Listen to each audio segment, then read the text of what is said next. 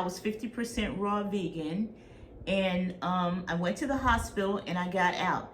Now, mind you, I'm just learning exactly why I got sick. So vegans, don't get upset. I'll tell you this in another video.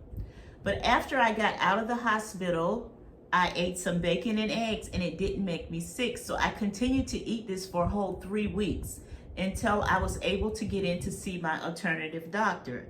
And that's when I found out that because I have pre-diabetes, I was not supposed to be eating anything that had sugar in it. And as we all know, fruit and vegetable are carbs and they have sugar. It all turns to sugar. And so that's why when I was eating the bacon and eggs, it didn't make me feel bad.